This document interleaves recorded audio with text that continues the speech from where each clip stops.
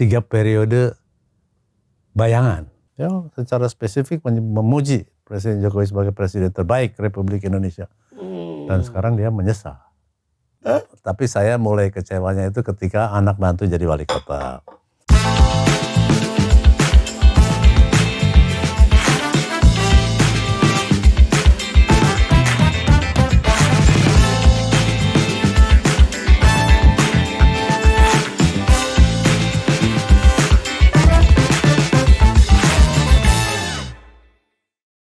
Halo sahabat Kata Data, kita bertemu lagi di Gultik, Pergulatan Politik. Jadi setelah kemarin Unwai diundang oleh Bung Fachri Hamzah, kini giliran Kang Eri Riana Hadja Pamekasan yang mampir ke warung Gultik kita di Blok M.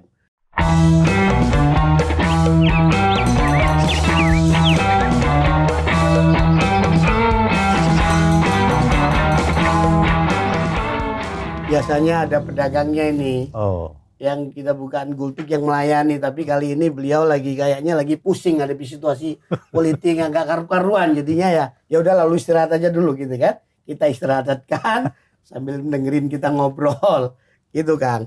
Jadi hadirat sahabat Kata Data, ini saya perkenalkan sedikit ya, Bung Eri Riana Hadja Pamekasan ini adalah seorang tokoh dari ya bahkan mungkin legend lah ini ya, ikon dari tokoh dari pemberantasan korupsi Indonesia.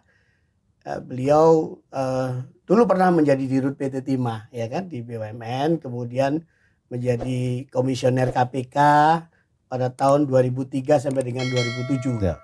Dan penggagas dari salah satu tokoh dari dibalik apa yang disebut sebagai maklumat Juanda kemarin. Dan juga yang terakhir adalah sebagai ketua pengarah dari Jaga Pemilu. Nah ini Kang Erik, apa kabar? Kabar baik, alhamdulillah. Anda kelihatan seger walaupun sudah sepuh ya, atau sebaliknya? Saya keliru melihatnya itu. Baru cuci muka. Hah? Baru cuci muka. Baru cuci muka.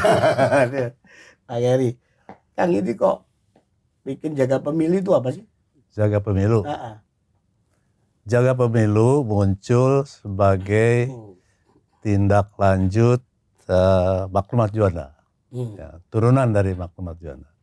Maklumat Juanda sendiri sebetulnya cetusan awal yang diharapkan dapat beredar juga di tempat-tempat lain, agar supaya kita semua sadar bahwa ada sesuatu yang harus kita selesaikan dan kita jaga.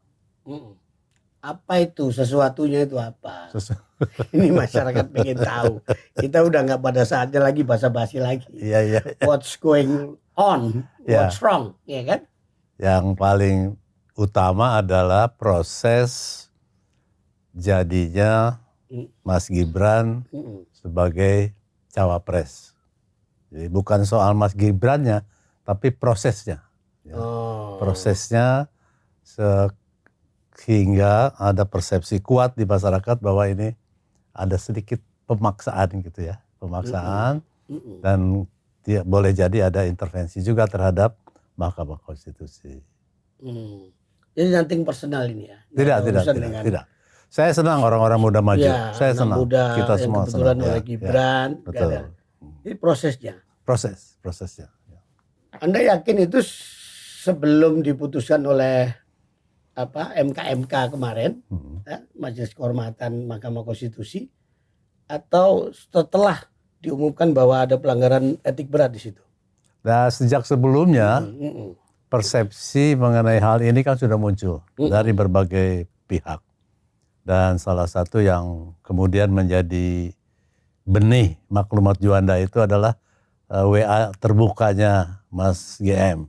Gunawan Muhammad, WA terbuka kepada teman-temannya, yang kemudian dibaca oleh presiden ingin bertemu, tapi Mas Gun... itu presiden yang ketemu? Ya. Yang mau bertemu presiden justru? Ya. Presiden Jokowi ya? Jadi ceritanya Pak Abdi Sleng, dia diundang makan siang oleh Pak Jokowi, kemudian Pak Abdi Sleng nanya, sudah baca WA-nya Mas Gun? Beliau bilang udah baca dari Mas Pratik terima dari Mas Gun. Nah, kemudian dijelaskan oleh Abdi bahwa persepsi Bapak sudah begini, kami menyayangkan dan seterusnya. Sampai akhirnya Pak Jokowi bilang, kalau gitu saya ingin ngobrol dengan Mas Gun dan teman-teman. Gitu. Selesai itu Abdi telepon Mas Gem lagi di Bali. Terus enteng aja dia bilang, Eri aja.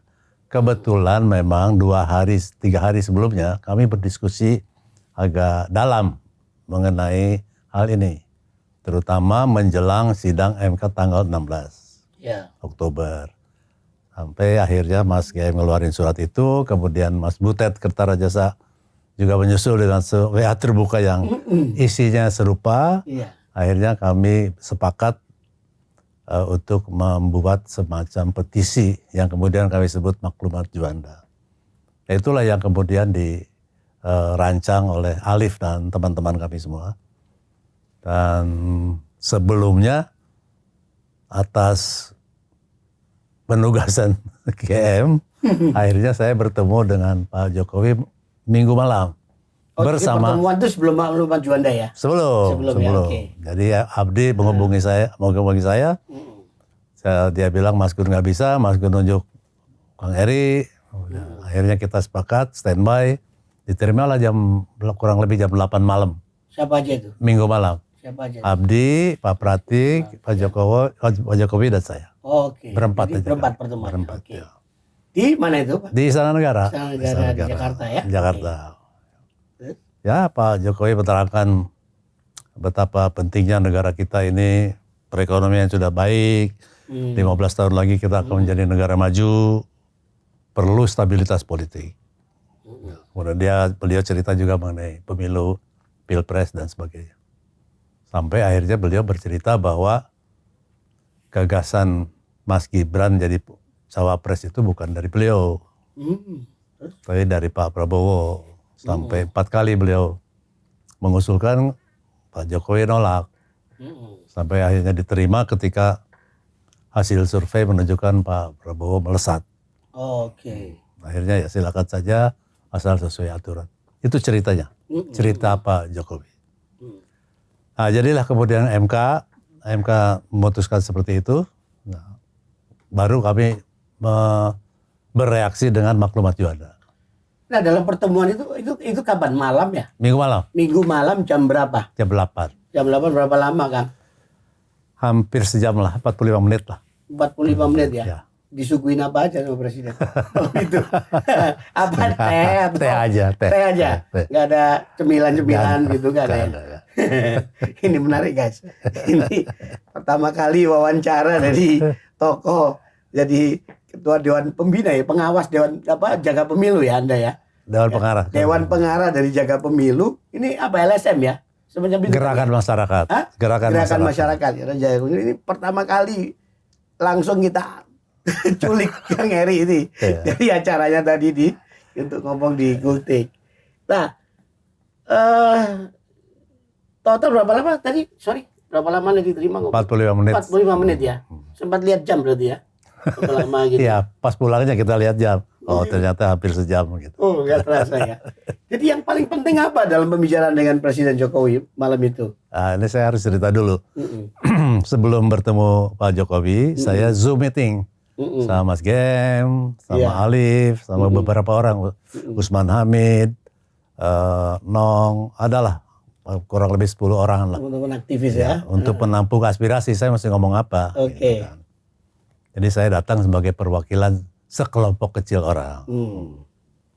Dan setelah pertemuan itu, saya kembali lapor Zoom meeting menyampaikan hasilnya. Iya. Hasil yang penting itu Pak Jokowi cerita macam-macamnya. Ujung-ujungnya Pak Eri ada usul apa?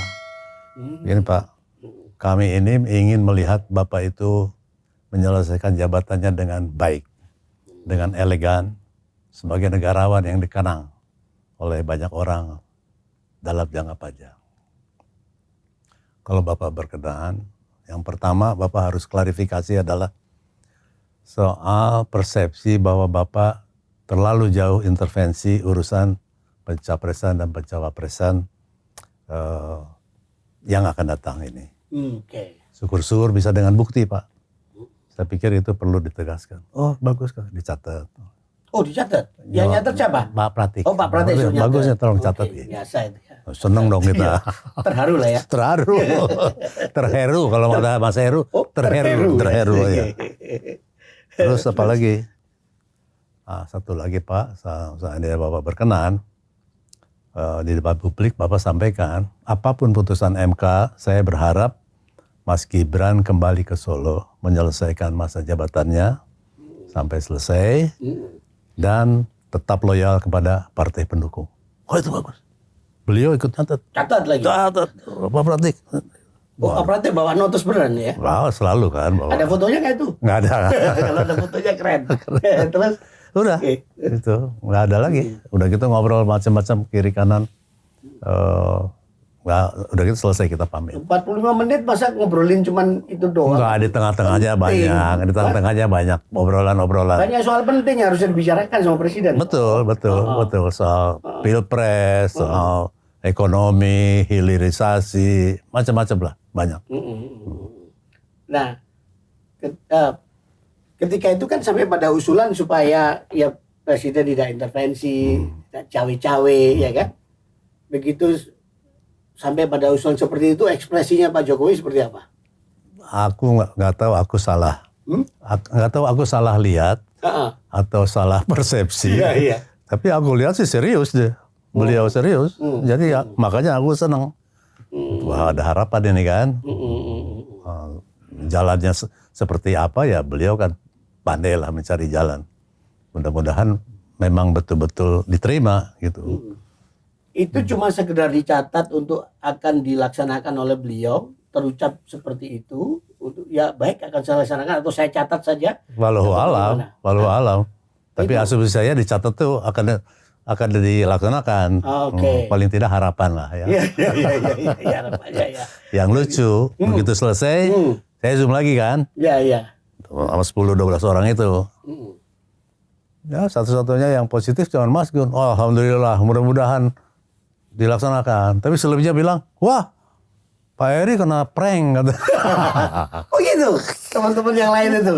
Justru Gunawan Muhammad yang positif. Berhusnuzon ya. Sama dengan saya, husnuzon.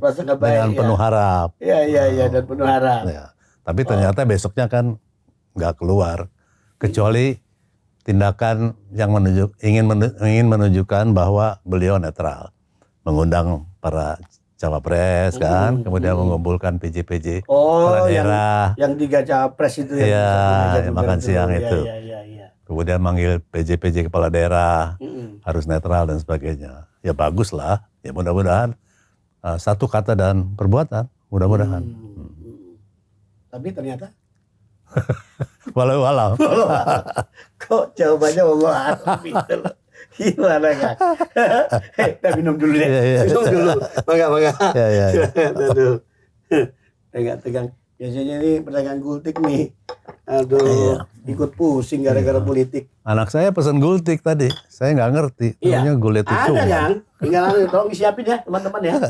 Untuk spesial. Bungkus tuh beliau. Hadiah dari Om Wai. Ini Om Wai. Iya. Panggilan saya Wahyu Muryadi. Iya. Om Wai di Kang Eri. Iya. Jadi sebenarnya respon atau jawaban Pak Presiden Jokowi pada malam hari itu memang sudah cukup seperti itu dan sehingga Anda berharap bisa dilaksanakan seperti yang diucapkan, ataukah Anda sebenarnya berharap ada jawaban lain? Ya, saya berharap beliau serius menerima itu. Dan saya pikir akan melaksanakan. Tapi ya ternyata saya GR-nya kelewatan gitu ya. Iya. Dipikir GR aja. Iya. Tapi kan beliau kan nggak pernah mengatakan bahwa saya akan laksanakan kan, enggak. Cuman saya catat gitu aja kan. Ini menarik, penting gitu. Iya. Iya kan? Tidak kemudian oke, saya laksanakan kalau gitu. Ya enggak lah. Emangnya siapa lu? Oh iya makanya. Iya kan? Oh begitu. Kita aja yang ngarep. Oh, pantesan kok kemudian disinggung oleh Mas Gun, Pak Gunawan Muhammad kan cerita bahwa ini saya mendapat informasi dari Pak Eri Riana yang diterima Presiden pada malam hari itu mengatakan bla bla bla itu ya. Iya. Ya kita aja GR. Pak Jokowi pasti bukan mendengarkan kita aja kan, penasehatnya kan banyak. yang mungkin lebih kredibel di mata beliau dan nasihatnya lebih menyenangkan beliau. Kenapa Anda sempat GR atau kemudian berprasangka baik dan berharap itu terjadi? Ya bawaan aja, kita kan harus bersangka baik, ya kan, husnuzon, ya kan, harus bersangka baik, berpikir positif. Siapa tahu memang ada perubahan. Tapi kemudian yang terjadi, menurut Anda apa yang terjadi? Yang terjadi ya tidak sesuai harapan, walaupun sampai sekarang saya masih berharap. Ya, waktunya udah mepet banget sih. Tapi kan sudah nasi jadi bubur, Betul. apa bisa diubah lagi? Ya buburnya dimatengin lagi bisa lah. Iya. Enggak Kang, apa namanya, kok sampai kemudian Anda setelah mendengar kenyataan ada realitas politik bahwa beliau paling tidak mendiamkan putranya melaju dengan proses yang seperti ini, gimana rasanya? Ya kecewa lah, sayang ya, sayang. Sebetulnya saya kasihan sama Mas Gibran juga. Mas Gibran kan ya potensinya ada, ya. Ya kan dia kan jelek-jelek amat toh, selama memimpin Solo kan oke. Itu bagus. Saya ngobrol sama supir taksi, positif sekali. Kalau dia 5 tahun di sana, mematangkan diri, kemudian menunjukkan bahwa dia punya integritas, menurut saya ada kans lah untuk dia jadi gubernur dulu misalnya, seperti mengikuti jejak ayahnya lah ya. Iya. Tapi kan bisa saja sebenarnya seperti para pendukung Pak Jokowi yang mengatakan bahwa ini kan nggak ada urusan dengan cawe-cawe atau campur tangan intervensinya Pak Jokowi. Itu kan ya jalan seperti ya layaknya proses pengambilan keputusan di Mahkamah Konstitusi, kan begitu Pak? Betul, betul sekali. Teman saya bilang nggak ada bukti itu Pak. Iya betul. Seandainya di sana tidak ada paman, mungkin nggak ada masalah. Ya, masalahnya kan di sana ada paman. Iya. Boleh aja kita curiga kan? Oke. Oh jadi berangkatnya dari kecurigaan dong? Ya kecurigaan dan beberapa bukti yang kalau kita baca majalah Tempo kan ada beberapa hal yang ditemukan, ya, indikasi-indikasi. Oh jadi masih apa ya, circumstantial evidence gitu, indikasi-indikasi gitu ya. Tapi kemudian ditegaskan oleh MKMK kan? MKMK akhirnya menyimpulkan bahwa ada tindakan pelanggaran etika berat yang dilakukan oleh Yang Mulia Anwar Usman. Tapi itu juga, sorry saya mau mencoba untuk melakukan pembelaan nih dari sudut Pak Jokowi ini. Ya bukan berarti kan itu juga karena perintah Pak Jokowi kan Pak? Belum tentu, belum tentu. Tapi kan secara etika mestinya Anwar Usmannya kan tahu diri.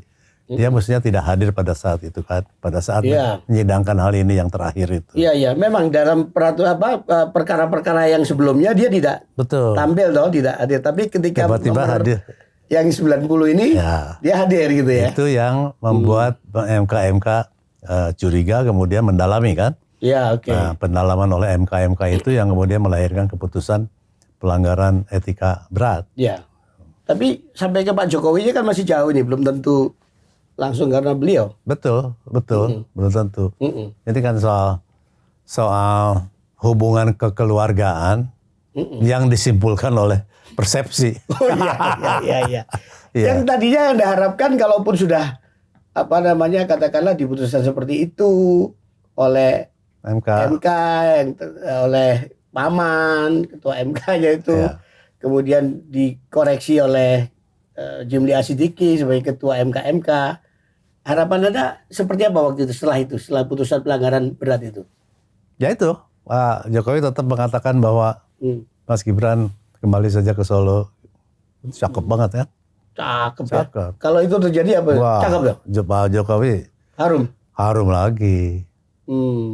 Gibran juga keren juga ya? Keren. Itu menunjukkan bahwa ini ada benturan kepentingan, saya tidak mengambil jalan ini. Banyak Kang yang berharap seperti itu, yang duga wah jangan-jangan ini ya memang disengaja kayak roller coaster gitu ya. Terus ya udah dimainkan dulu atau didiemin dulu sampai kemudian biarlah ini keputusan diambil, kemudian MK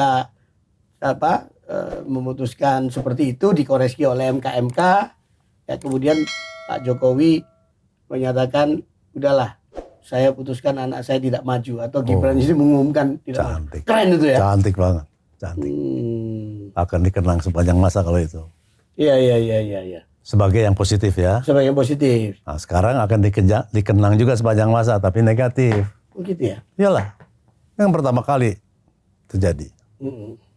Bahwa anak ketua umum partai jadi ketua umum menggantikan dia banyak terjadi. Iya. Partai Demokrat. Iya. Ya kan? Okay. Kemudian anaknya Ibu Mega jadi ketua DPR. Iya. Tapi kan ada proses. Ada proses. Ya, dan proses itu tidak ada masalah ya. Tidak ada masalah. Secara untuk kepentingan publik dan kenegaraan tidak ada masalah. Betul. Tapi di sini aja ya. Dan Mas Bay yang MK itu ya, yang saya aneh. Ahli hukum tata negara yang hebat-hebat, Pak Jimli sendiri, Pak Yusril, dan beberapa yang lain mengatakan bahwa urusan umur itu urusan undang-undang, bukan urusan MK. Oh iya. Ya kan? Ingat nggak? Iya, betul. Tapi tiba-tiba setelah diputuskan itu nggak muncul lagi. Kan MK itu menyidangkan perkara yang bertentangan dengan konstitusi, bukan membuat aturan. Ya, harusnya dikembalikan ke pembuat undang-undang ya. Persis. Dalam hal ini adalah eksekutif dan legislatif. Iya. Wah, kalau waktu itu keputusannya begitu keren juga itu. Keren banget. Nah, itu yang menambah kecurigaan. Kenapa kok dipaksakan? Ya, kalau sudah begini akhirnya apa ini? Istilahnya ada rusak atau bagaimana? Betul. Udah ambiar atau bagaimana nih, Kang? Nah, kami Maklumat Juanda bersikap pertama meminta Yang Mulia Anwar Usman mengundurkan diri. Oke. Sebagai hakim. Karena kan hukumannya hanya memberhentikan sebagai ketua. Hakim ketua. Ketua Mahkamah Konstitusi. Nah, kami mohon undur, tapi ya beliau tidak mau kan? Oh ya, beliau bersikuku itu mengatakan bahwa apa yang dilakukan benar dan ya malah merasa difitnah. Betul. Ya itu perbuatan yang keji menurut beliau. Betul. Dan mundur itu urusan Allah. Kata, oh iya. Ya susah kalau gitu. Ya nggak bisa didebat kalau itu. Berhenti perdebatannya. Iya. Tapi kemudian kan Presiden dalam ulang tahun Golkar kan bilang bahwa ya politik Indonesia ini kan penuh drama, drakor. Kemudian bawanya bukannya adu gagasan tapi main perasaan. Ya. Itu memang begitu atau gimana? Ada yang bilang ini nyindir ke sebelah, tapi sebelah bilang lo bukannya kembali ke lo itu sebenarnya kan gitu. Ini gimana kan? Saya nggak tahu. No comment. Tapi yang penting Mas Bay, bagaimana caranya sekarang kita bisa mendesak supaya MK itu bisa berlaku adil. Mengapa? Karena MK mempunyai peranan yang sentral dalam pemilu yang akan datang. Dan pemilu yang akan datang itu kan bukan hanya pilpres, pileg, pilkada, DPD 4. Itu kan semuanya penuh dengan potensi sengketa. Kalau misalnya ada sengketa, MK-nya tidak dipercaya, atau seperti sekarang diintervensi, ataupun apapun alasannya, kemudian nggak selesai, kan berbahaya. Iya. Kan? Pendukung salah satu kontestan bisa marah atau tidak terselesaikan sehingga mereka cari jalan sendiri. Itu yang kami khawatirkan. Iya, Anda berpesan supaya wanti-wanti supaya MK adil. Ya, fair. Fair, jujur. Artinya dengan komposisi baru, dengan ketua yang baru, sekarang ini menurut Anda apakah masih layak ada harapankah untuk MK ataukah Anda masih pesimis juga? Kami khawatir dengan masih hadirnya Yang Mulia Anwar Usman. Oh, selama Yang Mulia Anwar Usman di situ, betul. Anda masih menganggapnya satu problem di situ ya? Kan udah nggak boleh terlibat dalam keputusan-keputusan apa yang ditangani MK menyangkut katakanlah ya terhadap apa partai-partai politik kan nggak boleh dia, nggak boleh lagi tampil dia kan. Tapi kan masih bergaul sebagai hakim. Ya. Ini kalau kata apa namanya teman-teman nih, kalau Kang Eri udah ngomong begini nih serius banget, gawat nih. Kang Eri adalah konstitusi. Minum dulu kan? Aduh, agak panas di sini gitu. Huh? Jadi pasca putusan seperti itu di MK, apa kira-kira dampaknya bagi demokrasi kita sekarang ini kan? Ya mengkhawatirkan. Pertama, anak-anak muda yang seumuran Mas Gibran kan pasti punya persepsi, oh meniti karir itu harus begitu. Berarti hanya anak presiden yang bisa naik cepat. Bukannya kerja keras, bukannya perjalanan yang penuh ujian, ketangguhan, sehingga kemudian bisa naik. Kan pendidikan yang kurang bagus sama sekali. Sementara kita berharap anak-anak muda ini muncul sesuai dengan bakatnya, keahliannya masing-masing, tapi melalui jalan yang dia titi dengan baik secara profesional, apapun profesinya. Gitu. Ini jadi contoh yang sangat buruk menurut saya. Ya, apalagi pada akhirnya kan KPU sudah mengesahkan. Betul. Semua pasangan-pasangan capres dan cawapres itu kan, ya. Termasuk paslon nomor urut berapa Pak? Nggak tahu. Pak Prabowo nomor urut berapa? Nggak tahu. 1, 2, 3. Oh nggak tahu. Lupa. Anda nggak peduli ya Pak? Nggak. Saya pedulinya ini aja, Pancasila. Oke. Ya, saya kasih tahu aja Kang bocorannya. Ya. Yang satu kan Amin. Oh iya. Administrasi Baswedan dan Ya. Mohaimin. 2. Supaya fair ini. Ya. Yang 2. kedua Pak Prabowo Gibran. dan Gibran. Yang ketiga Ganjar Pranowo dan Mahfud MD. Ya. Nah untuk paslon kalau kemudian mengalami apa namanya ya hasil dari putusan yang seperti itu, Anda bilang itu putusan yang apa? Cacat apa putusan yang khilaf atau putusan yang salah atau gimana? Kembali pada pendapat para ahli hukum tata negara bahwa ini bukan domain MK, artinya cacat hukum.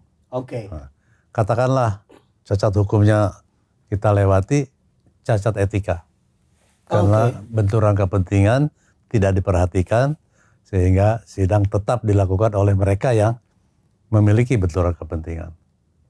Jadi secara hukum cacat, secara etika pun juga cacat. Ya, cacat hukum, cacat etika. Mana yang lebih tinggi, hukum sama etika? Ya kalau hukum kan aturan yang dilanggar, Aturannya, kalau etika kan nilai-nilai luhur yang dilanggar. Ini dua-duanya cacat itu. Dua-duanya cacat. Nah kalau dua-duanya cacat ini hasilnya bagaimana hasilnya? Ya sebetulnya menjadi delegitimasi ya, tapi ya itu kan lebih pada sanksi sosial dibandingkan hukum. Jadi illegitimate, nggak legitimate lagi? Nggak legitimate secara sosial, walaupun secara hukum ya mereka sudah diresmikan sebagai paslon kan. Kita nggak bisa berbuat apa-apa, ya terima aja. Ada istilah-istilah yang lebih kenceng lagi nyebutnya ya. Apa? Apa? Anak XX konstitusi itu. Apa yang sejauh itu ya? Iya, bisa sih kalau disangkut-sangkutkan. Ya. Tapi ya dibatasi sama cacat hukum dan cacat etika lah. Wah itu udah berat ya. Udah berat. Udah berat ya. Udah berat sekali. Ada apa lagi sanksi sosialnya itu. Iya. Ya kan? Ini ada kesetujuan responden. Kita punya polling nih.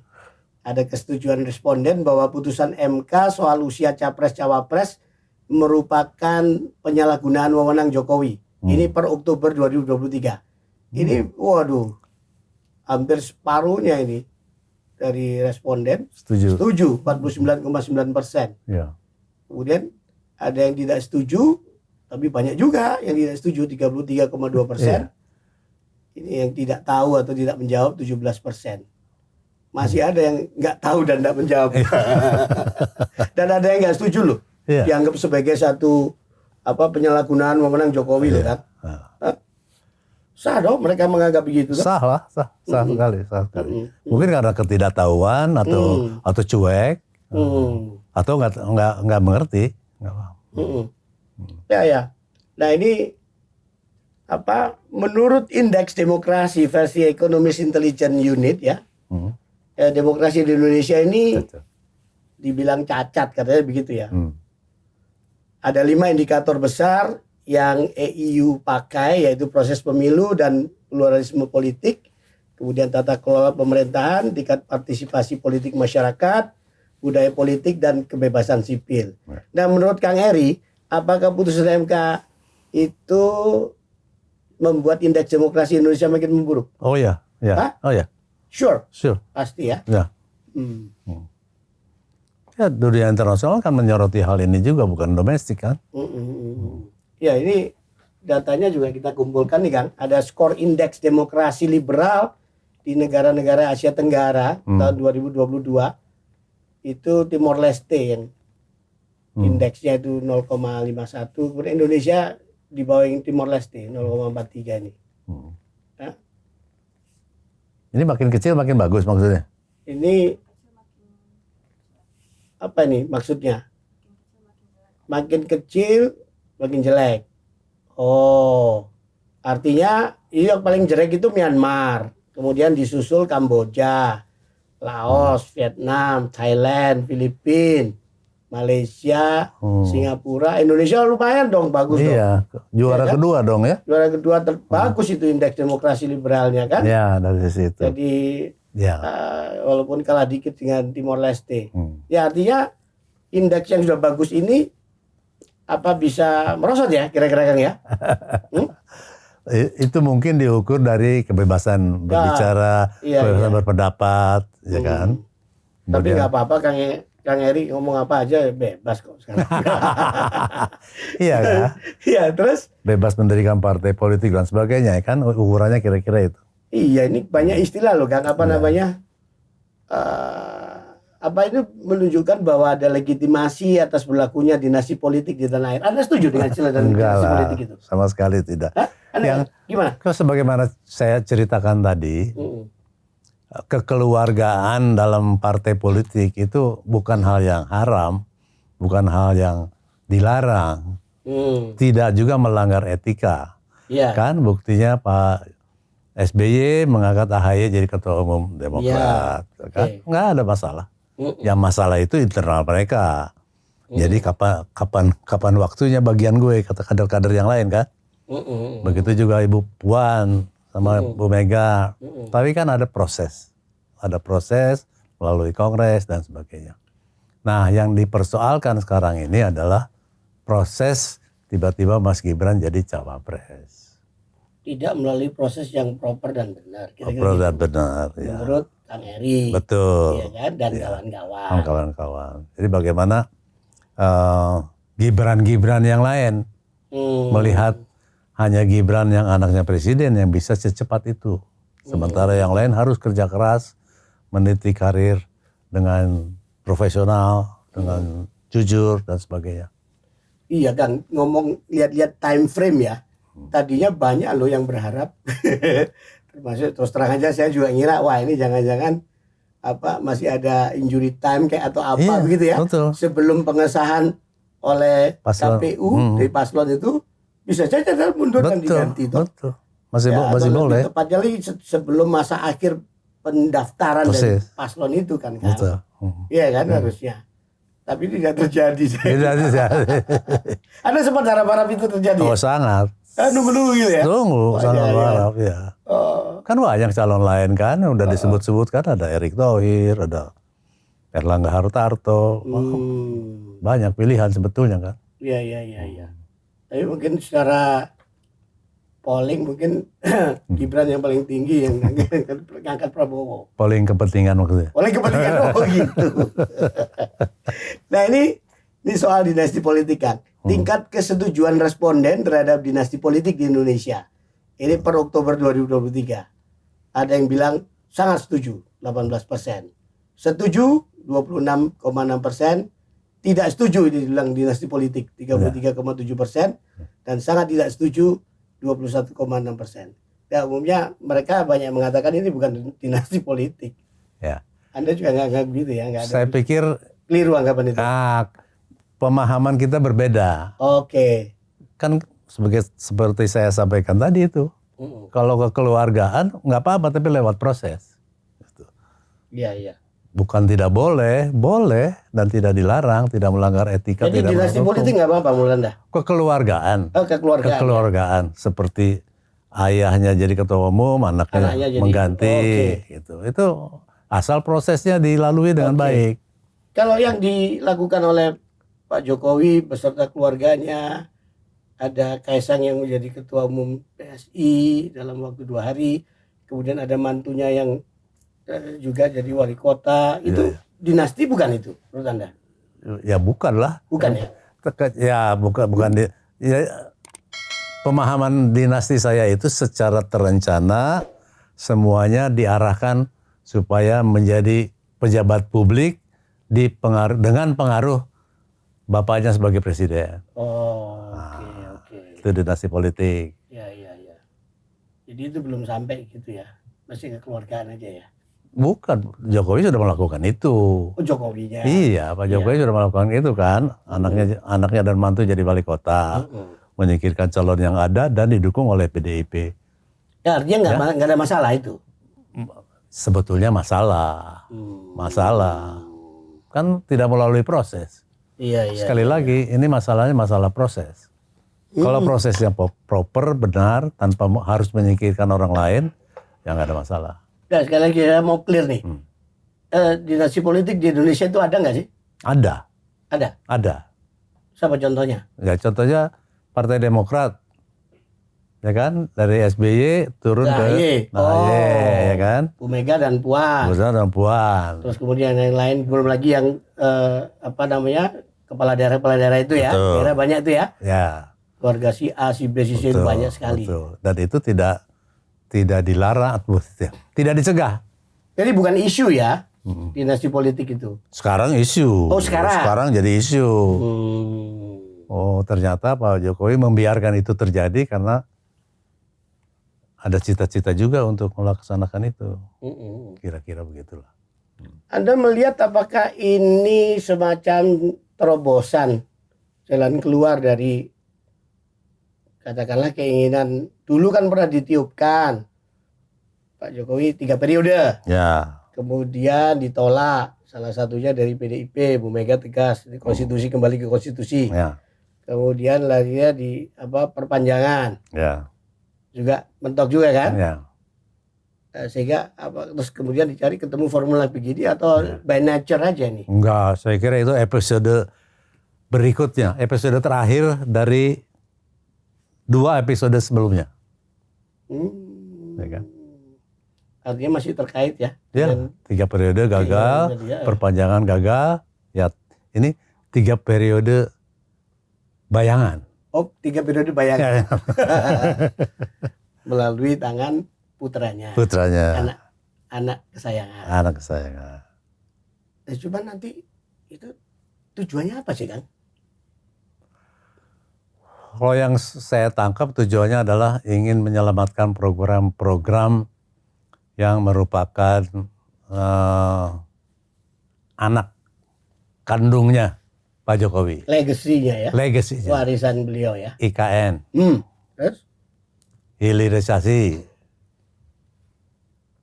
Infrastruktur. Bagus sih. Niatnya bagus. Ya, niatnya bagus. Supaya itu dilanjutkan.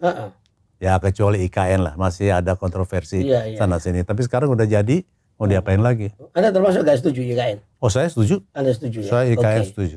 Sebagai gagasan. Tapi jangan buru-buru.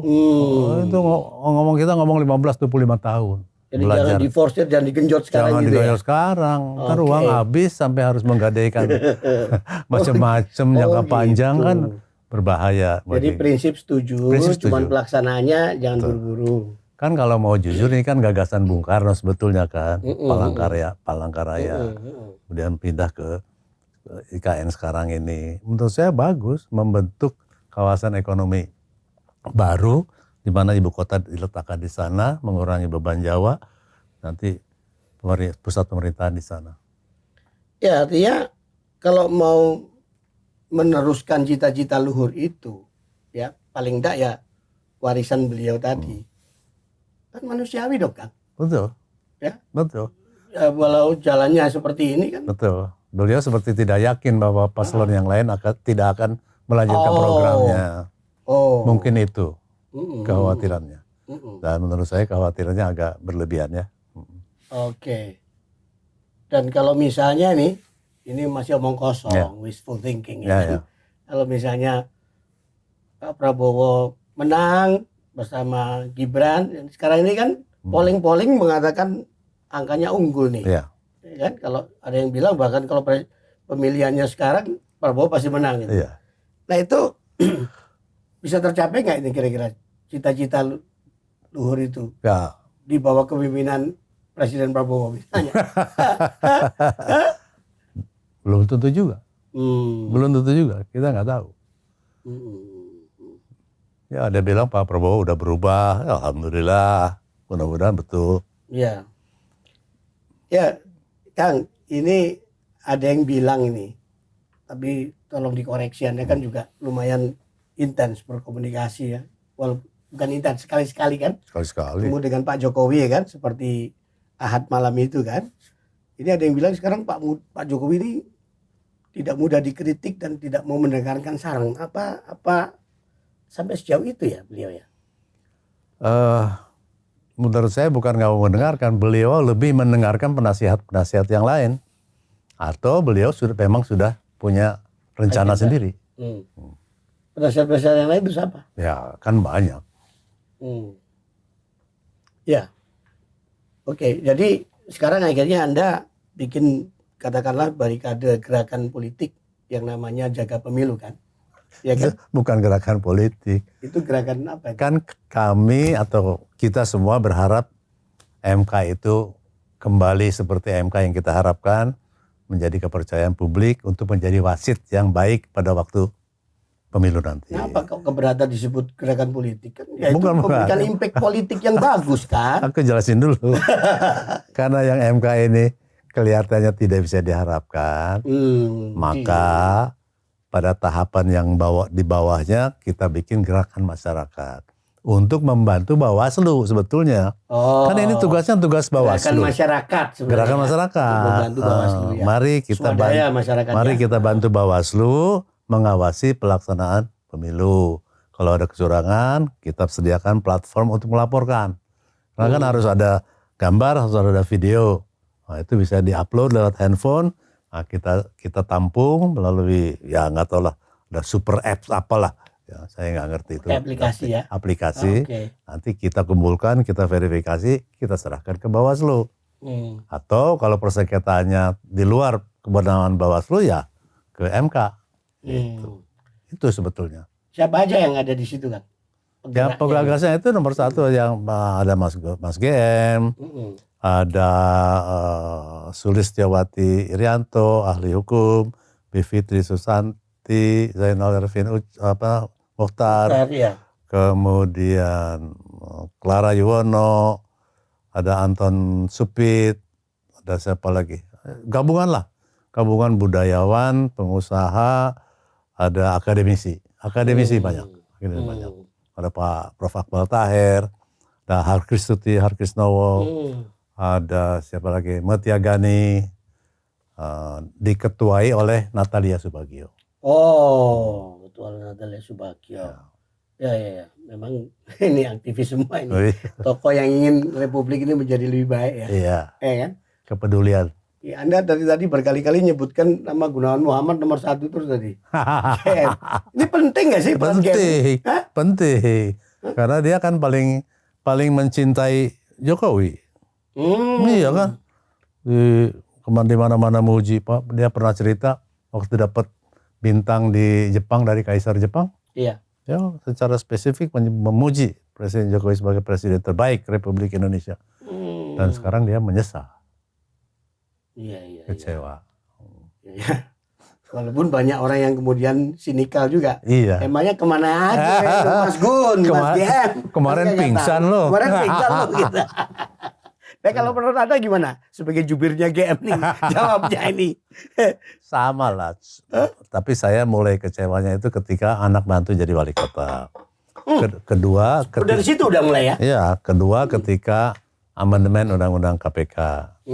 Amandemennya sih nggak apa-apa, tapi menjadikan pegawai KPK jadi ASN itu menurut saya menghilangkan independensi ya. Oh iya. Oke, kehadiran Dewan Pengawas saya setuju, nggak ada masalah. Justru harusnya diperkuat kewenangannya.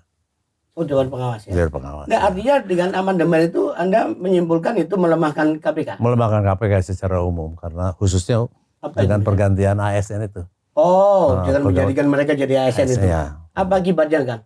Akibatnya ya motivasi turun, gajinya turun, penghasilannya pasti turun ya. Saya nggak tahu persisnya bagaimana.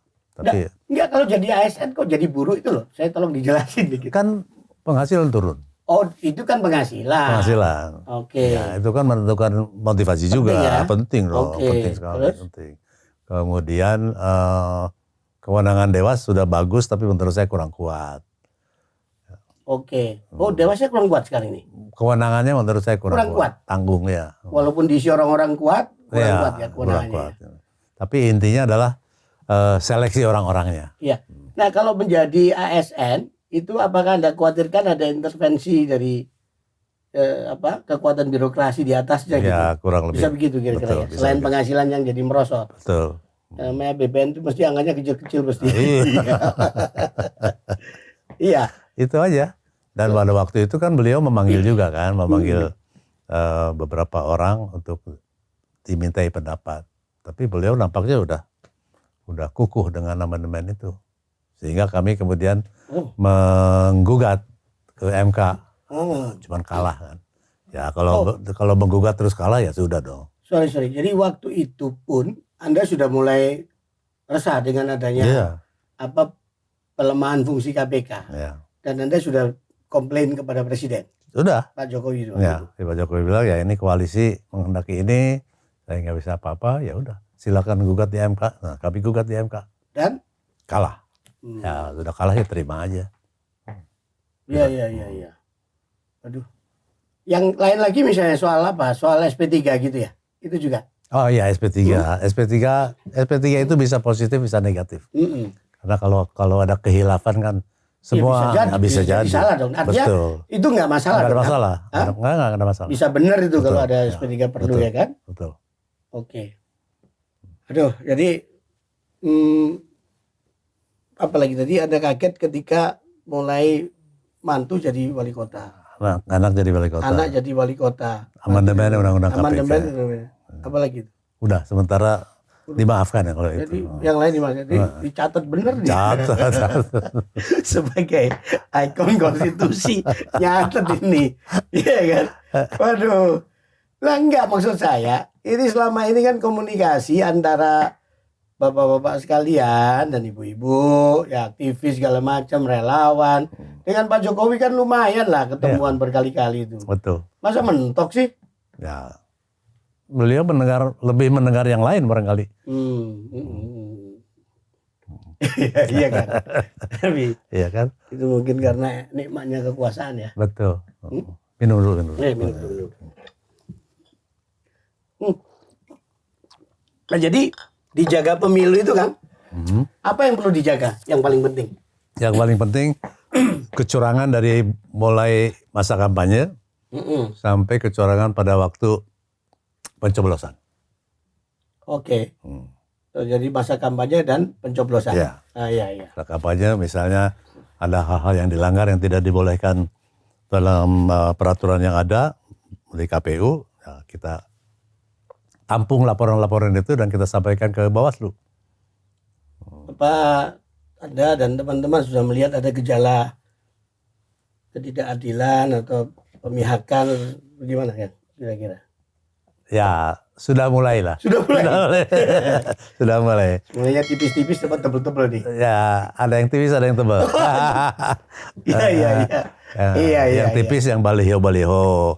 Yang tebal yang kepala desa dikumpulin itu ya. Walaupun katanya dibantah.